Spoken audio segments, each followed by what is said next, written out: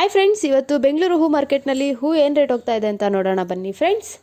ನೀವಿನ್ನೂ ನಮ್ಮ ಚಾನಲ್ಗೆ ಸಬ್ಸ್ಕ್ರೈಬ್ ಆಗಿಲ್ಲ ಅಂದರೆ ಪ್ಲೀಸ್ ಸಬ್ಸ್ಕ್ರೈಬ್ ಆಗಿ, ಪಕ್ಕದಲ್ಲಿರೋಂಥ ಬೆಲ್ ಬಟನ್ ಮೇಲೆ ಕ್ಲಿಕ್ ಮಾಡಿ.